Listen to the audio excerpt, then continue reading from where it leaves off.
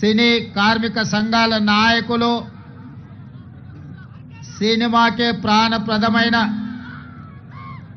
సినిమాకి సజీవ ప్రాణం పోస్తున్న వేలాది మంది కార్మికులు ఈనాడు వర్షంతోనే విజయం సాధించారు. మీ పట్టుదలను పరీక్షించడానికి, మీ కార్యక్రమాన్ని వీక్షించడానికి వర్ణ దేవుడు ప్రయత్నం చేసినా వర్ణ దేవుడి ముందు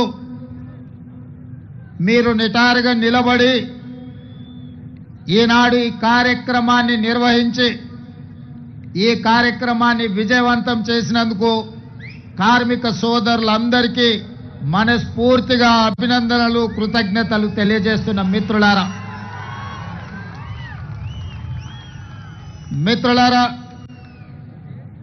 ఒకనాడు తెలుగు పరిశ్రమ అంటే మదరాసి అని పిలిచే సందర్భంలో తెలుగు పరిశ్రమను ప్రోత్సహించాలి, తెలుగు పరిశ్రమను 400 సంవత్సరాల చరిత్ర కలిగిన ఈ హైదరాబాదు నగరానికి తరలించాలి, మిమ్మల్ని అందరినీ హక్కును చేర్చుకొని గుండెల్లో పెట్టి చూసుకోవాలని ఆనాటి ముఖ్యమంత్రి డాక్టర్ మర్రి చెన్నారెడ్డి గారు తీవ్రమైన కృషి చేసి ఆనాటి సినిమా దిగ్గజాలైన అన్న నందమూరి తారక రామారావు గారిని, అక్కినేని నాగేశ్వరరావు గారిని,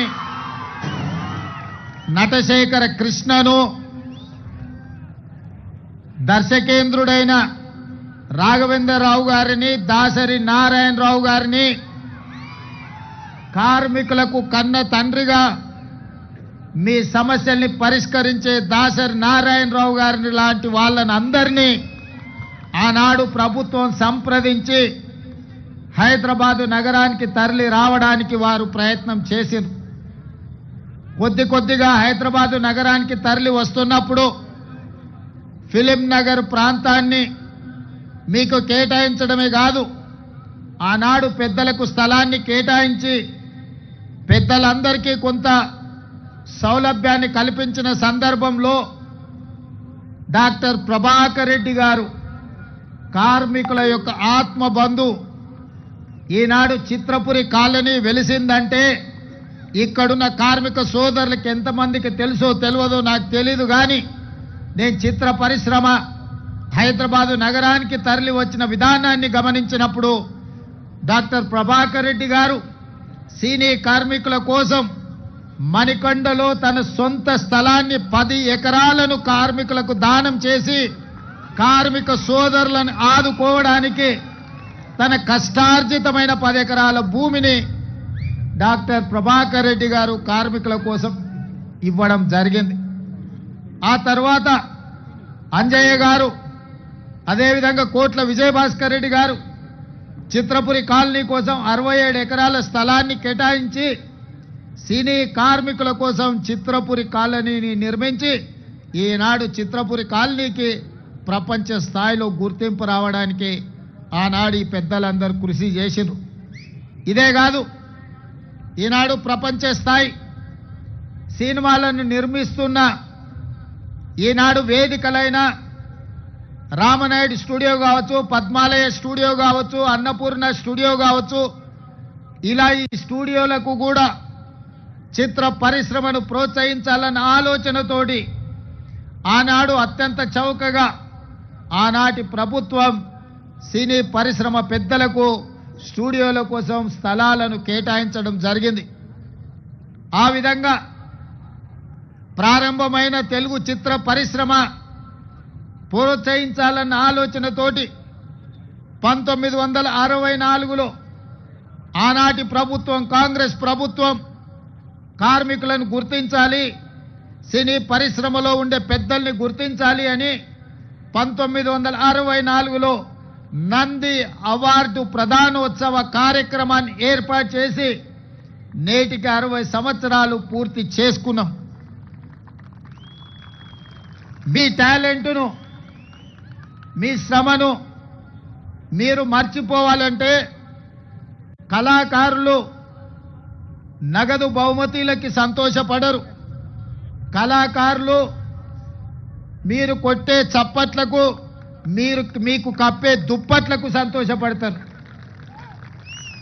ఎంత సంపాదించడమని కాదు, ప్రేక్షకులు మీ యొక్క ప్రయత్నాన్ని చూసి, ప్రేక్షకులు కొట్టే చప్పట్లను, సన్మానం చేసే వాళ్ళు కప్పే దుప్పట్లను చూసి సినీ కార్మికులు సంతోషపడి వాళ్ళ కష్టాన్ని మర్చిపోయి రాత్రింబగళ్ళు హీరోలు కానీ, పెద్ద డైరెక్టర్లు కానీ, ప్రముఖ నటులు షూటింగ్ స్థలానికి నిదానంగా వచ్చినా, ఒకవేళ ఉదయం 9 గంటలకు వాళ్ళకి షూటింగ్ ఉంటే 5 గంటలకే ఇంట్లో లేచి కన్న పిల్లల్ని కూడా వదిలేసి షూటింగ్ లొకేషన్కి బయలుదేరే కార్మికులు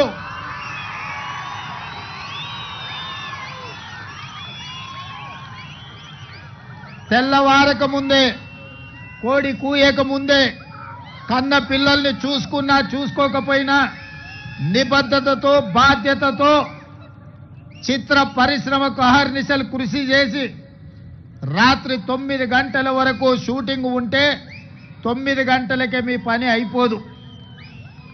గొప్ప కళాకారులు 9 గంటలకు షూటింగ్ ముగించుకొని వెళ్తే అన్ని సర్దుకొని మళ్ళీ ఇంటికి చేరే వరకు రాత్రి 12-1 గంట అవుతుంది.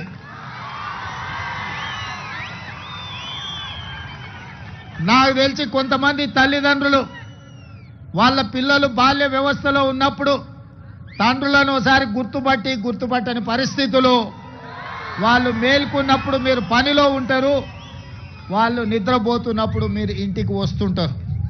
మీ శ్రమ, మీ కష్టం నాకు తెలుసు.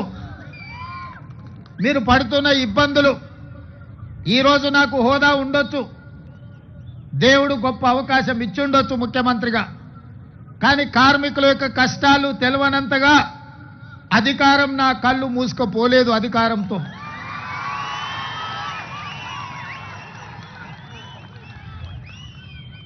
కార్మికులు, కవులు, కళాకారులను సన్మానించే నంది అవార్డు కార్యక్రమం తెలంగాణ రాష్ట్రం వచ్చిన తర్వాత కాలగర్భంలో కలిసిపోయింది 10 సంవత్సరాలు. మళ్ళీ రెండవ తెలంగాణ రాష్ట్ర ముఖ్యమంత్రిగా నేను బాధ్యతలు చేపట్టిన తర్వాత మీతో ఒక సత్సంబంధాలు ఏర్పరచుకోవాలి, మీ సమస్యల్ని తెలుసుకోవాలని మిత్రుడు నిర్మాత దిల్ రాజు గారిని ఫిలిం డెవలప్మెంట్ కార్పొరేషన్ చైర్మన్గా, తను కూడా గ్రామీణ ప్రాంతం నుంచి కష్టపడి పైకి వచ్చినవాడు, కార్మికుల కష్టాలు తెలుసుకొని రాష్ట్ర ప్రభుత్వానికి వారధిగా ప్రయత్నం చేస్తాడు, వారధిగా ఉంటాడు అని వారిని నియమించడం జరిగింది. వారితో మాట్లాడి తెలుసుకొని ఆగిపోయిన నంది అవార్డుల కార్యక్రమాన్ని కార్మికులకు, కళాకారులకు ప్రజా యుద్ధ నౌక తండాలలో, గూడాలలో, మారుమూల పల్లెల్లో ఉండే పేదల కోసం జీవితం సర్వం త్యాగం చేసిన గద్దర్ అన్న పేరు మీద గద్దర్ ఫిలిం ఫేర్ అవార్డ్స్ ని ఒక కళాకారుడి పేరు పెట్టి, ఒక పోరాట యోధుడు, ఒక విప్లవకారుడి పేరు పెట్టి 10 సంవత్సరాలు ఆగిపోయిన గద్దర్ ఫిల్మ్ అవార్డ్స్ ని గొప్పగా నిర్వహించడం ద్వారా ఈ దేశంలోనే పరిశ్రమకు ఆదర్శంగా నిలబడే ప్రయత్నం చేసినాం. మిత్రులారా, ఆనాడు మీ శ్రమతో నంది అవార్డులు సాధించడమే గొప్ప అనుకున్నాం. కానీ మీ శ్రమ వల్ల హైదరాబాదు నగరంలో విస్తరించిన తెలుగు సినీ పరిశ్రమ నంది అవార్డులు కాదు, ప్రపంచంలోనే గొప్ప అవార్డైన ఆస్కార్ అవార్డులకి ఈరోజు గుర్తింపు పొందింది. అంటే ఆ శ్రమలో డైరెక్టర్లు, నటులే కాదు, దాని వెనుక నిరంతర శ్రమ ఉన్న ఈ కార్మికుల యొక్క శ్రమ ఉన్నది. మీ రక్తాన్ని చెమటగా మార్చి దారబోసి షూటింగ్ లో ఫైటర్స్ ప్రాణాలు వదులుకుంటే ఈనాడు ఆస్కార్ అవార్డులు రావడం జరిగింది. ఈనాడు తెర మీద మీరు కనిపించరు, 2.5 గంటలు తెర మీద కనిపించే రంగుల రాట్నం, దాని వెనకాల ఉన్న మీ కన్నీటి చరిత్ర ఉన్నది. ఆ విజయం వెనకాల కార్మికుల యొక్క శ్రమ ఉన్నది. ఈనాడు మహిళా కార్మికులు కూడా తమ జీవితాన్ని సర్వాన్ని త్యాగం చేసి ఈనాడు సినీ పరిశ్రమను నిలబెట్టడానికి ప్రయత్నాలు చేస్తున్నారు. అందుకే మిత్రులారా, మీ కష్టాన్ని తెలుసుకోవాలి, మీకు ఈ ప్రభుత్వం అండగా నిలబడాలి, మిమ్మల్ని వీలైనంత మేరకు ఆదుకోవాలి. తద్వారా తెలుగు పరిశ్రమ ఈనాడు టాలీవుడ్గా కాదు హాలీవుడ్ నుంచి కూడా ఇక్కడికి వచ్చి షూటింగ్లు జరగాలి. ఈ హైదరాబాద్ నగరం ప్రపంచ సినీ పరిశ్రమకు ఒక వేదిక కావాలన్నదే నా ఆలోచన. అందుకే ఆనాడు నేను చెప్పిన, మీరు వచ్చినప్పుడు సినీ పరిశ్రమను చిన్న చూపు చూసే సమస్యనే లేదు. ఈనాడు ప్రతివాడు, నేను ఐటీ ప్రొఫెషనల్లను, హైదరాబాద్ నగరానికి ఐటీ అడ్డాను, ఫార్మాస్యూటికల్ ఇండస్ట్రీ అను ఏ విధంగా అయితే చర్చ జరుగుతుందో, ఫిల్మ్ ఇండస్ట్రీ కూడా ఈ తెలంగాణ రాష్ట్రంలో ఐటీ పరిశ్రమ ఎట్లనో, ఫార్మా ఇండస్ట్రీ ఎట్లనో, మా రాష్ట్ర ప్రభుత్వానికి ఫిల్మ్ ఇండస్ట్రీ కూడా అంతే ప్రాధాన్యత, అంతే అవకాశాలను ఇవ్వాలని ఈనాడు నిర్ణయించుకున్నాం. మనము తెలంగాణ రాష్ట్ర ప్రభుత్వం తెలంగాణ రైజింగ్ 2047 అని ఒక విజన్ డాక్యుమెంట్ని ఈనాడు మనం తయారు చేస్తున్నాం. రాబోయే 100 సంవత్సరాలకి మన రాష్ట్రం ఏ విధంగా ఉండాలి, ప్రపంచ దేశాలతో ఏ విధంగా పోటీ పడాలి. ఈనాడు అప్పుడప్పుడు వాళ్ళు వీళ్ళు మాట్లాడుతుంటారు, మాకు బెంగళూరు, ముంబై, ఢిల్లీ పోటీ, లేకపోతే ఆంధ్రప్రదేశ్లో నిర్మించే అమరావతితో పోటీ అని. మిత్రులారా, మీరందరూ అండగా నిలబడండి. హాలీవుడ్ని ఇక్కడికి తెచ్చే బాధ్యత నాది. న్యూయార్క్, టోక్యో, సింగపూర్, దుబాయ్లతో పోటీ పడే విధంగా మన సినీ పరిశ్రమ మిత్రులు విదేశాలలో షూటింగులు కాదు, అద్భుతమైన రామోజీ ఫిలిం సిటీలో హైదరాబాద్ నగరంలో ఇక్కడ షూటింగులు చేసుకునే విధంగా ఇంకా స్టూడియోలను, కార్మికులను ప్రోత్సహించే బాధ్యత తెలంగాణ రాష్ట్ర ప్రభుత్వం తీసుకుంటుంది. అందుకే మిత్రులారా, ఈనాడు తెలంగాణ రైజింగ్ 2047లో మీకు ఏ విధంగా అయితే ఐటీ పరిశ్రమకు ఒక చాప్టర్, ఫార్మా ఇండస్ట్రీకి ఇంకొక చాప్టర్, ఎడ్యుకేషన్ ఎంప్లాయ్మెంట్కి ఒక చాప్టర్, హెల్త్కి ఒక చాప్టర్ ఎట్లయితే ఉందో, ఫిల్మ్ ఇండస్ట్రీ కోసం కూడా ఒక చాప్టర్ పెడతాం. ఫిల్మ్ ఇండస్ట్రీని అభివృద్ధి చేసి ఈనాడు కొత్తగా మనం నిర్మించుకోబోయే శంషాబాద్ ఎయిర్పోర్ట్ కూతవేటు దూరంలో 30,000 ఎకరాలలో భారత్ ఫ్యూచర్ సిటీని నిర్మించుకోబోతున్నాం. మనం ఏ విధంగా అయితే హైదరాబాద్లో చిత్రపురి కాలనీ, ఫిలిం నగర్, కృష్ణానగర్ వెలిసినాయో, ఖచ్చితంగా మీకందరికి భారత్ ఫ్యూచర్ సిటీలో మీ పాత్రను మీకు అవసరమైన అన్ని విధాలుగా ఆదుకొని అక్కడ మీరు ఉండే విధంగా చర్యలు చేపడతానని చెప్పి ఈ సందర్భంగా మీకు అందరికీ తెలియజేస్తున్నా. ఈరోజు హెల్త్ ఇన్సూరెన్స్, డెత్ ఇన్సూరెన్సే కాదు, మా కార్మికులు ఆరోగ్య భద్రత పూర్తి స్థాయిలో తీసుకోవాలని, అనుకోకుండా ప్రమాదవశాత్తు ఎవరైనా మరణిస్తే ఆ కుటుంబాలను ఆదుకోవాలని. ఇదే కాదు, నేను ఈ వేదిక మీద నుంచి మా అధికారులకు సూచన ఆదేశాలు ఇస్తున్నా. ఈ కృష్ణానగర్ ప్రాంతంలో 3-4 ఎకరాల ప్రభుత్వ స్థలాన్ని చూడండి. తక్షణమే నర్సరీ నుంచి 12th క్లాస్ వరకు సినీ కార్మికుల యొక్క పిల్లలు చదువుకోవడానికి కార్పొరేట్ స్థాయిలో మీకు పాఠశాల నిర్మించి మీ పిల్లలకు ఉచితంగా చదువు చెప్పించే బాధ్యత నేను తీసుకుంటా. ఈనాడు మీ శ్రమ, మీ త్యాగం, మీ కన్నీళ్లు మీ పిల్లల భవిష్యత్తు కోసం, ఆ పిల్లల భవిష్యత్తు కోసం ఉదయమే బ్రేక్ఫాస్ట్, మధ్యాహ్నం మంచి లంచ్ పెట్టే బాధ్యత కూడా నేనే తీసుకుంటా. ఉదయం మీరు పని మీద వెళ్తే కనీసం మీ పిల్లలు నాష్టైనా చేసినరా, కనీసం ఏమైనా ఒక గ్లాసు పాలు తాగినరా లేదా చూసుకునే పరిస్థితులు మీకు లేవు. అందుకే నాణ్యమైన బ్రేక్ఫాస్ట్ ఇవ్వడమే కాదు, ప్రతిరోజు వాళ్లకు పాలు ఇచ్చి, ప్రతిరోజు వాళ్ళకి బ్రేక్ఫాస్ట్ పెట్టి, ప్రతిరోజు మధ్యాహ్న భోజనం కూడా పిల్లలకు పెట్టి మంచి చదువులను అందించే బాధ్యత నేను తీసుకుంటా. రాష్ట్ర ప్రభుత్వం తీసుకుంటుంది. మీ పిల్లల చదువుల బాధ్యత నాది. అదేవిధంగా ఈనాడు రాజీవ్ ఆరోగ్యశ్రీ రాత్రి పగళ్ళు కష్టపడడం వల్ల, సమయానికి తిండి లేకపోవడం వల్ల, సమయానికి నిద్ర రాకపోవడం వల్ల నడి వయసులోనే ముసలితనంలో వచ్చే సమస్యలు, ఆరోగ్య సమస్యలు మీ కార్మికులకు వస్తున్నాయి. అందుకే రాజీవ్ ఆరోగ్యశ్రీతో పాటు మీ ఆరోగ్య సమస్యల్ని ఉచితంగా వైద్యాన్ని అందించే బాధ్యత రాష్ట్ర ప్రభుత్వం తీసుకుంటుందని చెప్పి ఈ సందర్భంగా కార్మిక సోదరులకు నేను తెలియజేస్తున్నా. అదేవిధంగా ఈనాడు నిర్మాతలతో మీకు ప్రతిస్తంభన వచ్చింది. ఆనాడు రాష్ట్రానికి చెడ్డ పేరు రావద్దు, 18 రోజులు మీరు ధర్నాలు, దీక్షలు, నిరసన కార్యక్రమాలు చేపట్టిన. నేనాడు నిర్మాతల మండలిని కూడా పిలిచి చెప్పిన, ఆ కార్మికులు కష్టపడితేనే మీరు నిర్మాతలుగా నిలదొక్కుంటారు.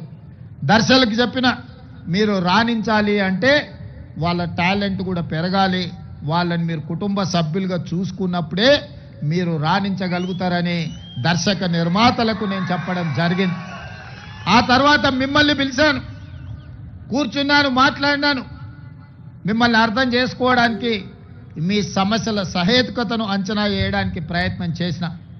అందుకే ఈనాడు మీతో కలిసి ఆ రోజే చెప్పిన, నేను నా ఇంటికి మీరు రావడం కాదు, మీ ఊరైన కృష్ణానగర్కి నేనే వస్తా. ఎక్కడెక్కడి సుదూర ప్రాంతాల నుంచి వచ్చే వాళ్లకు ఒక అమ్మలాగా ఈ కృష్ణానగర్ ప్రాంతం మిమ్మల్ని హక్కున చేర్చుకుంటుంది. ఇక్కడ నుంచి ఎదిగినోళ్ళు ఎంతోమంది ఉన్నారు. ఇక్కడ ఆరోగ్యం దెబ్బతిని ప్రాణాలు కోల్పోయిన వాళ్ళు ఈ కృష్ణానగర్కు ఉన్నది. ప్రతి ఒక్కరికి ఒక కన్నీటి చరిత్ర ఉన్నది. అందుకే ఈ కష్టాలను వీలైనంత మేరకు 100% తీరుస్తానని నేను చెప్పను.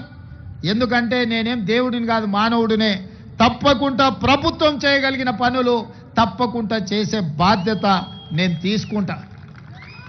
అదేవిధంగా వేదిక మీద ఉన్న మిత్రులకు, మీ సంఘ నాయకులకు సూచన చేస్తున్నా, కార్మికుల కోసం ఒక వెల్ఫేర్ ఫండ్, ఒక వెల్ఫేర్ కోసం ఒక వ్యవస్థను ఏర్పాటు చేసుకోండి. దానికి రాష్ట్ర ప్రభుత్వం నుంచి అప్ ఫ్రంట్గా 10 కోట్ల రూపాయలు ఆ వెల్ఫేర్ ఫండ్ కింద నేను డిపాజిట్ చేస్తా. కష్టాలలో ఉండి కష్టాలలో మరణించే కార్మికులను ఆదుకోవడానికి ఆ నిధిని ఉపయోగించండి. ఇదే కాదు, ఈనాడు మీ శ్రమతో ఏర్పడే పెద్ద పెద్ద సినిమా నిర్మాతలు, హీరోలు వాళ్ళ సినిమాల టికెట్ల ధరలు పెంచడానికి నా దగ్గరకు వస్తుంటారు. నేను నిర్మాతలకు చెప్పిన, మరి పెంచిన దాంట్లో కొంతైనా కార్మికులకు వాటా ఉండాలి కదా అని. రాష్ట్ర ప్రభుత్వం సినిమా టికెట్ల ధరలు పెంచితే హీరోలకు ఆదాయం వస్తుంది, నిర్మాతలకు ఆదాయం వస్తుంది. కార్మికులకు మాత్రం ఒక్క రూపాయి కూడా అదనంగా రావడం లేదు. అందుకే ఈ వేదిక మీద నుంచి మీకు మాట ఇస్తున్నా, ఆ ఆదాయంలో 20% కార్మికులకు ఇస్తేనే రాష్ట్ర ప్రభుత్వం జీవో ఇస్తుంది.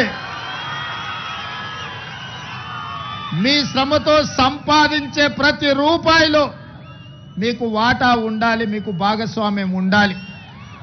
ఈ వేదిక మీద నుంచి మా అధికారులకు నేను ఆదేశాలు ఇస్తున్నా, రేపటి భవిష్యత్తులో ఎంత పెద్ద నిర్మాత అయినా, ఎంత ఇన్ఫ్లుయెన్షియల్ పర్సన్ అయినా, రాష్ట్ర ప్రభుత్వం అదనంగా టికెట్ల ధరలు పెంచితే వచ్చే ఆదాయంలో 20% నా కార్మిక సోదరుల కుటుంబాలకు వెల్ఫేర్ ఫండ్ కింద వాళ్ళకు ఆ నగదు బదిలీ జరిగితేనే, ఆ ఒప్పందం ప్రకారమే మా రాష్ట్ర ప్రభుత్వం జీవో ఇస్తుంది. ఈ నిబంధనలు నేను సవరిస్తానని చెప్పి ఈ సందర్భంగా కార్మిక సోదరులకు నేను మాట ఇస్తున్నా. ఎందుకంటే మీ శ్రమతోనే, మీ కష్టంతోనే ఈనాడు సినిమా గొప్పగా రాణిస్తుందంటే, మరి ఆ సినిమాకు అత్యధికంగా కనక వర్షం కురుస్తుందంటే మీ శ్రమ ఉన్నది కాబట్టి అందులో మీకు భాగస్వామ్యం ఉండాలనేది నా ఆలోచన. మిత్రులారా, ఇవాళ ఇంతకుముందు మా సోదరులు చెప్పిండ్రు, సార్ మాకు ఇండ్ల గురించి ఏదైనా చూడాలని. తప్పకుండా ఈ కార్మికుల కోసం ఏం అవకాశాలు ఉన్నాయో నేను ఇంకా పరిశీలించలేదు. తప్పకుండా మీ ఇండ్ల కోసం ఏం సహాయం చేయగలనో నేను ఒకసారి అంచనా వేసుకున్న తర్వాత మీ 24 క్రాఫ్ట్స్ అసోసియేషన్ నాయకులను పిలిచి వాళ్ళతో మాట్లాడి మీ సమస్యను పరిష్కరించే విధంగా తప్పకుండా ఈ పరిష్కారం చూపిస్తా. అదే విధంగా మీ అసోసియేషన్కి భవన్ లేదని కూడా నా దృష్టికి వచ్చింది. మరి కార్మిక సంఘాల నాయకులు వాళ్ళు చెప్పాలి, ఖచ్చితంగా దానికోసం కొంత స్థలాన్ని కేటాయించి నిర్మించుకోవడానికి అవసరమైన ఆర్థిక సహాయాన్ని కూడా రాష్ట్ర ప్రభుత్వం తరఫున చేసే బాధ్యత నేను తీసుకుంటాను. అదేవిధంగా ఫైటర్స్కి సినీ కార్మికుల యొక్క ప్రాక్టీస్కి కొంత స్థలం కేటాయిస్తే బాగుంటుంది అని ఇంకొంతమంది చెప్పారు. తప్పకుండా మీ సూచనను పరిగణలోకి తీసుకొని ఈనాడు మనం నిర్మించుకోబోయే భారత్ ఫ్యూచర్ సిటీలో మీకు కావలసిన వసతులను ఏర్పాటు చేయడానికి రాష్ట్ర ప్రభుత్వం నిర్ణయం తీసుకుంటుంది. అందుకే మిత్రులారా, ఈనాడు ముఖ్యమంత్రిగా కాదు, మీ కుటుంబ సభ్యుడిగా నేను ఇక్కడికి వచ్చిన. ఈ ప్రాంతంలో ఉండే సినీ కార్మికుల యొక్క సమస్యల్ని తప్పకుండా రాష్ట్రం ప్రభుత్వం పరిష్కరిస్తుంది. మీ సంఘ నాయకులు చెప్పినారు 10 సంవత్సరాలలో మేము ఏనాడు కూడా ముఖ్యమంత్రి గారిని కలవలేదు అని. ఈనాడే కాదు, ఏనాడైనా మీకు అవసరమైనప్పుడు, మీకు ఆపద ఉన్నప్పుడు మీ సోదరుడు రేవంత్ రెడ్డి తెలంగాణ ముఖ్యమంత్రి మీకు అండగా నిలబడతాడని ఒక్క అంశాన్ని మీరు గుర్తుపెట్టుకోండి. మహాభారతంలో చాలా గొప్ప గొప్ప క్యారెక్టర్స్ ఉన్నాయి, కానీ నాకు నచ్చిన క్యారెక్టర్ కర్ణుడు. ప్రాణం పోయినా మిత్రుల కోసం నిలబడ్డా, తెలుసు ప్రాణం పోతుందని, కానీ మిత్ర ధర్మాన్ని ఉల్లంఘించకుండా ఆనాడు కర్ణుడు ప్రాణాలను సైతం వదిలేండు. అందుకే ఈనాడు కూడా చరిత్రలో కర్ణుడి యొక్క త్యాగం గురించి మనం మాట్లాడుకుంటాం. అందుకే ఇవాళ చెప్తున్న మిత్రుడుగా మిత్ర ధర్మాన్ని, మీ సమస్యలు పరిష్కరించే బాధ్యత నాది. మీకు అండగా నిలబడతా, మీ సమస్యల్ని పరిష్కరిస్తా. మీకందరికీ తెలుసు, నిర్ణయం తీసుకోనంతసేపు నేను ఆలోచన చేస్తా, నిర్ణయం తీసుకున్న తర్వాత అమలు చేస్తే ఇంకా ఆలోచన చెయ్యను. ఈనాడు మీకు అండగా నిలబడాలనే నిర్ణయం తెలంగాణ రాష్ట్ర ప్రభుత్వం తీసుకున్నది. ఖచ్చితంగా కార్మికులకు సహేతుకమైన సమస్యల్ని పరిష్కరించి రాష్ట్ర ప్రభుత్వం వైపు నుంచి మీకు అండగా నిలబడి మిమ్మల్ని ఆదుకునే బాధ్యత తెలంగాణ రాష్ట్ర ప్రభుత్వం తీసుకుంటుంది. ఇంకా ఏమైనా సమస్యలు ఉన్నా నవంబర్ చివరికి మళ్ళా మిమ్మల్ని అందరినీ పిలుస్తా, మీ సంఘాల నాయకులని కలుస్తా. నవంబర్ చివరి వారంలో మీతో కూర్చుంటా. డిసెంబర్ 9 నాడు 2వ సంవత్సరం తెలంగాణ రాష్ట్ర ప్రభుత్వం ఏర్పాటు చేసి ఉత్సవాలు జరుపుకోబోతున్నాం. డిసెంబర్ 9 నాడు మీకేమేమి చెయ్యబోతున్నామో ఆనాడు స్పష్టంగా ప్రభుత్వం ఆదేశాలు ఇస్తుంది. ఈ 2 నెలల్లో మీ పిల్లల చదువుల కోసం స్కూల్ కానీ, నిధులు కానీ, మీ కార్యాలయం కోసం స్థల కేటాయింపు కానీ, మీ వెల్ఫేర్ ఫండ్ కోసం నిధులు కానీ, దీనికి సంబంధించి ప్రతి విషయంలో నిర్దిష్టమైన ప్రణాళికతోని తెలంగాణ రాష్ట్ర ప్రభుత్వం ముందుకు వస్తుంది. ఇప్పుడు మీరు చూసిండ్రు కదా, మన సంకల్పం ఉంటే, మన పట్టుదల ఉంటే, మన ఆలోచనలో చిత్తశుద్ధి ఉంటే ప్రకృతి కూడా సహకరిస్తుంది. ప్రకృతి కూడా సహకరిస్తుంది. ఇప్పటి వరకు ఉరుములు ఉరిమి వర్షం కురిసినా ఈనాడు మీరు, మేము, మనము మాట్లాడుకునే సందర్భంలో వర్ణ దేవుడు కూడా మనకు సహకరించి ఒక ప్రశాంతమైన వాతావరణాన్ని కల్పించి కార్మికుల యొక్క కష్టాలను పరిష్కరించడానికి తెలంగాణ రాష్ట్ర ప్రభుత్వం వస్తే వరుణ దేవుడే సహకరించిండు. ఇంతకంటే గొప్ప సన్నివేశం ఏ సినిమాలో అయినా ఉంటుందా? అందుకే మిత్రులారా, ఇవాళ మీ అందరి పక్షాన మీకు అండగా నిలబడడానికి ఇక్కడికి వచ్చిన. ఇక్కడి నుంచి మీ సమస్యల్ని పరిష్కరించే బాధ్యత నాది. మీ సంఘాల నాయకులతో పాటు ఈ కార్యక్రమాన్ని ఏర్పాటు చేసి ఈ వేదిక మీద ఉన్న పెద్దలకు, ముఖ్యంగా సాయంత్రం పిల్లలు స్కూల్ నుంచి వచ్చి పిల్లలకు సాయంత్రం వండి పెట్టాలన్న కార్యక్రమాన్ని కూడా మా అక్కలు మా సోదరిమణులు ఇంకొంతమంది ఈటీవీ మా టీవీ సీరియళ్లను కూడా పక్కన పెట్టి ఈరోజు ఇక్కడికి వచ్చి ఈ కార్యక్రమంలో పాల్గొన్నందుకు మనస్ఫూర్తిగా మీ అందరికీ ధన్యవాదాలు కృతజ్ఞత తెలియజేస్తూ మళ్ళొక్కసారి మీకు మాట ఇస్తున్నా మీ సమస్యల్ని పరిష్కరించే బాధ్యత నాది మిమ్మల్ని ఆదుకొని మొత్తం దేశ సినీ పరిశ్రమలకే అది బాలీవుడ్ కావచ్చు కోలీవుడ్ కావచ్చు లేకపోతే తమిళనాడులో ఉండే ఫిల్మ్ ఇండస్ట్రీ కావచ్చు ఏదైనా తెలుగు ఫిల్మ్ ఇండస్ట్రీ నుంచే నేర్చుకోవాలి అందరికీ ఆదర్శంగా నిలబడే విధంగా మీ సమస్యల్ని పరిష్కరించే బాధ్యత నేను తీసుకుంటున్నాను తెలియజేస్తూ మీ అందరి దగ్గర సెలవు తీసుకుంటున్న ధన్యవాదాలు మిత్రులారా.